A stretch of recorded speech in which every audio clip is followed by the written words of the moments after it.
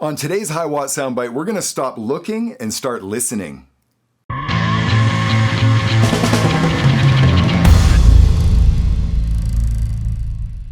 Well, on today's session, I want to share exactly why I choose to use a control surface to mix with in the studio, and ultimately how my personal transition away from that on-screen mix and back to a tactile mixer, it has improved my mixes massively. The sound of what I'm doing, because I've actually eliminated that on-screen mixer and I now only use a control surface, I honestly believe that it has a major hand in why these mixes sound so much better.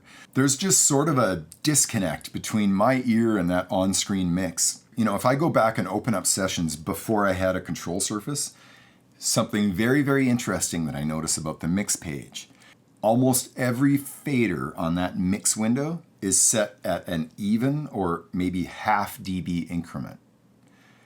I know what that's from. That is a disconnect. Back in those days, I would open up that mix window and I knew I wanted to pull those guitars back a bit, but instead of using my ear, I would just pull them back half a dB. Now, on the other hand, when I open up any current session of even in the last 2, 3, 4 years, there isn't a single fader that's even, except maybe the master sitting at 0. Everything else is just all over the map. Why? Because I don't look at it anymore. You know, I'm not sure where this disconnect comes from, if it's just a bunch of bad habits that have been developed or what it is. But, you know, initially when these Pro Tools systems first hit us and started entering the studio, we were still not mixing on them, right? We were just using them as a great new medium that we could edit on and do all kinds of cool things. But absolutely, those Pro Tools systems were still all playing through the big SSL desks, and that's how we were doing those mixes.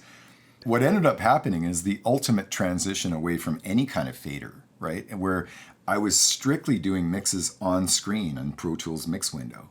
Well, that transition of kind of moving away from the real fader and onto the on-screen fader, that didn't take very long because we were moving pretty rapidly back then. So it's very hard to have perspective in that situation where things are moving very quickly down, kind of a new technology's come out and everyone's super excited about it.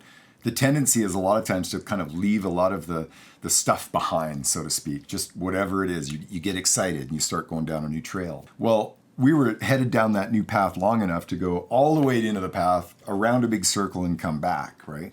So I'm talking about well over a decade of seeing my own personal transition away from the fader and onto an on-screen mixer, and then ultimately back to the fader. And I can just promise you that you are going to do yourself a really big favor. Abandon that mix page forever. Just get rid of that window and find yourself a little control surface or tactile mixer. You know, for me personally, it's Artist Control and Mix because I love it. They've got this Yukon protocol that's very, very accurate and high resolution. You know, I'm not sure about all the science behind this disconnect that I'm talking about between that on-screen mixer and your ear, but I am 100% convinced that there is one. Abandon that mix window forever. And then start using faders and your ears to make beautiful sounding mixes. Well, thank you very much for sitting in on today's session. And if you feel this session has value, please consider subscribing to my channel. And by all means, go ahead and share this session with a friend or colleague.